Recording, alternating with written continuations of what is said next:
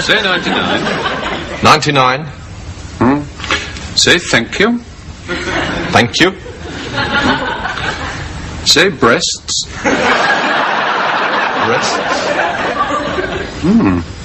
Ah. Good. Good. Yes. Do you shut up now, Mr. Pepperdine? Everything as it should be? I don't think there's anything to worry about there. Now, you say you've had a little difficulty breathing at nights. Yes, that's right, yeah. Been bringing up any sputum? No, not really. Any yellow or green in your phlegm? Blood? No. Bit of tightness in the chest? Yes, a little, yeah. Headaches? What, apart from the children, you mean? No.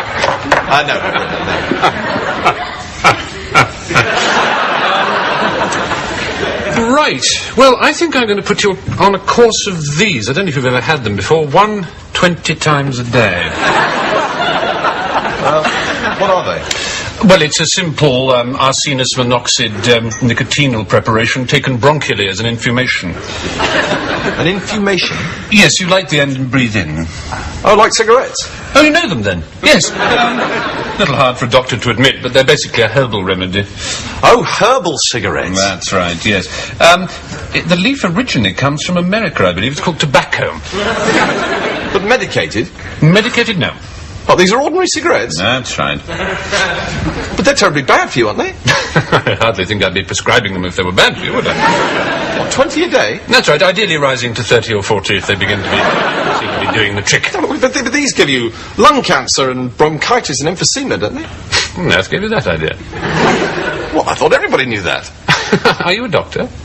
No, but it stands to reason. You're talking about stands to reason. I mean, you wouldn't know what a pair of lungs did if you hadn't been told, would you? It's taken mankind thousands of years to work out what a heart does, what blood vessels are for, what kidneys do. And now just because you've read a few weedy magazine articles, you think you know more about the human body than I do? No, but it can't be natural, can it? It's a perfectly natural leaf. Yes, but setting fire to it and inhaling... Well, it's more natural than baked Alaska or nylon socks. Yeah, well, yes, but you don't inhale nylon socks. At least I don't. A bit of leaf smoke to loosen the lungs, clear the head, ease that tightness. Perfectly sound. You'll be telling me that cholesterol isn't bad for you next? What's cholesterol? Well, you know... Yes, I know perfectly well, but I don't suppose you'd even heard of it until about 5 years ago, had you? You'd die without the stuff. Yes, but too much is bad for you. But of course too much is bad for you. Too much of anything is bad for you, you blithering twat. That's what too much means. Too much water would be bad for you. Obviously, too much is precisely that quantity which is excessive. That's what it means. Jesus! Well, I thought the... You thought you didn't think at all, did you? Cigarettes are healing, harmless, and natural. Well, if you don't mind, I'd like a second opinion. That is your privilege. Right. My second opinion is that they're also cheap. Really? Yep. If you want a third opinion, I'll tell you that they're healing, soothing, and sexy. Well, that seems to clinch it. Exactly. So, 20 a day rising to 30 or 40 as necessary. And the tightness in the chest? Should disappear completely. Right, well, you're the doctor. I said you're the doctor. What on earth gives you that idea? Well, you did. You're pathetic, aren't you? I'm a tobacconist, isn't it obvious? Well, no. Well, I do grant you it does look a little bit more like a doctor's surgery than a tobacconist. Well, why? Why? Because you're the kind of git that falls for that sort of thing, that's why. It's the same reason that cosmetic sales staff wear white coats. Because fools like you think that something with a Swiss name that calls itself a skin treatment is better for you than a tub of cold cream, which is all you're actually getting. You're a credulous git, Mr. Pepperdine.